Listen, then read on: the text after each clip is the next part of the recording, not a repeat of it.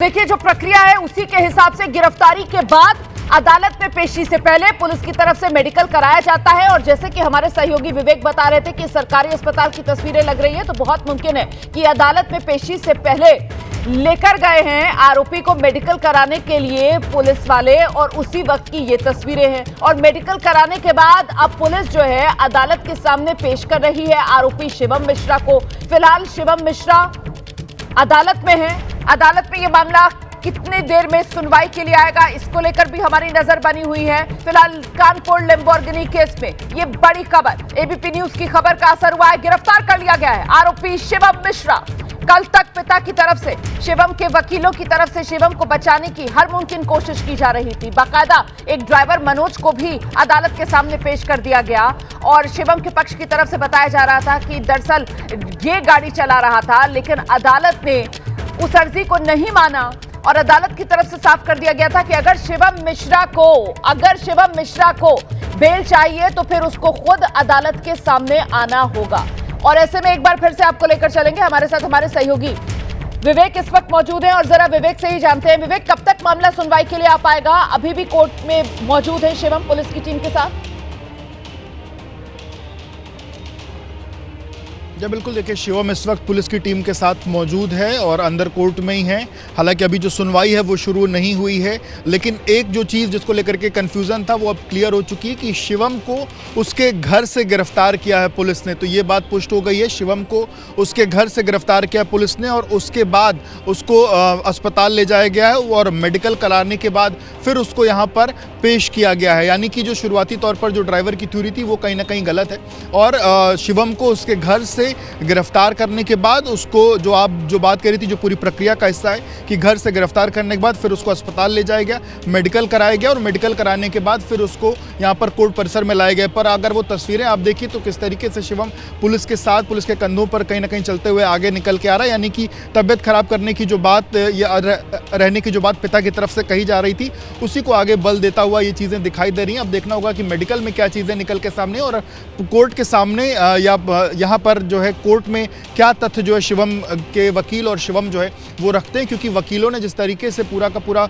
जो तथ्य रखा था कि मोहन ही गाड़ी चला रहा था और उसके बाद समझौतानामा जो शामिल हुआ था उसमें भी ये बात थी कि मोहन गाड़ी चला रहा था, शिवम गाड़ी नहीं चला रहा था। लेकिन उसमें भी अपने आप में चीज़ें चेंज हैं, क्योंकि पहले दिन की जो एप्लीकेशन थी तौफीक की तरफ से उसमें यह बात था कि शिवम गाड़ी चला रहा था और उसके बाद 2 दिन बाद ये आया कि मोहन गाड़ी चला रहा है। तो क्या किसी तरीके से दबाव में ये कहा जा रहा है कि मोहन गाड़ी चला रहा था? तो ये तमाम ऐसे तथ्य हैं जो जिस पर कोर्ट में भी फिलहाल बहस होगी, लेकिन फिलहाल अभी कोर्ट में कोई सुनवाई जो आप बता रहे हैं, बड़ी जानकारी आप दे रहे हैं कि साहब गिरफ्तारी जो है शिवम मिश्रा की वो कानपुर में जो उसका आवास है वहीं घर से हुई है। इसका मतलब तो ये हुआ कि ये पिछले 90 घंटे से जो शिवम मिश्रा फरार था ये सिर्फ और सिर्फ पुलिस को चकमा दे रहा था।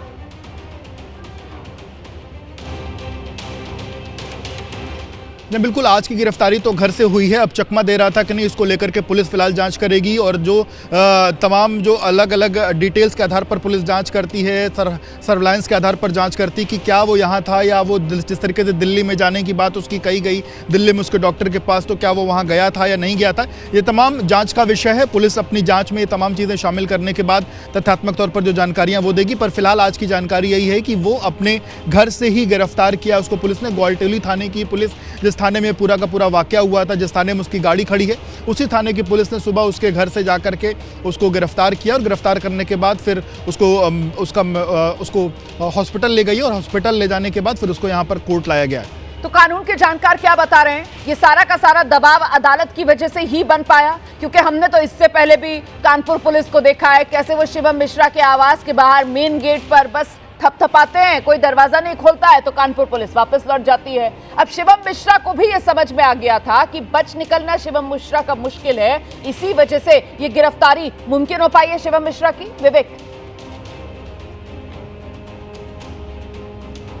देखिए बिल्कुल जिस तरीके से ये पूरा प्रकरण आया और उसके बाद पुलिस ने हिलाहवाली करनी शुरू करी और उसके बाद एबीपी न्यूज़ ने जिस तरीके से तमाम जो सवाल हैं वो खड़े किए, पुलिस की कार्यशैली पर सवाल खड़े किए और उसके बाद कहीं ना कहीं लखनऊ, यहाँ से लेकर के लखनऊ तक जो तमाम सीनियर अधिकारी हैं उन्होंने इस पूरी घटना का संज्ञान लिया। सीएम तक ने इस पूरी घटना का संज्ञान लिया और सीएम ने सीपी को साफ तौर पर उन्होंने कहा कि इस पूरी घटना में जो भी दोषी है उसको बख्शा ना जाए। और उसके बाद सीपी जो है वो एक्टिव हुए और सीपी ने पूरी तरीके से जो कार्रवाई है वो शुरू करी। और इसी के बाद हमने ये भी देखा कि जो वहाँ का इंस्पेक्टर था उसको लाइन हाजिर भी किया गया, क्योंकि इंस्पेक्टर के ऊपर इस बात का आरोप था कि उसने जो वीआईपी ट्रीटमेंट है वो शिवम मिश्रा के जो बॉडीगार्ड्स हैं उनको दिया, क्योंकि जब वो गाड़ी लेकर के आए और उसके बाद गाड़ी को किस तरीके से चारों तरफ से बॉडीगार्ड्स ने घेर रखा था, लोगों के साथ बदतमीजी करी बॉडीगार्ड्स ने और उसके साथ ही साथ गाड़ी को किस तरीके से जो उससे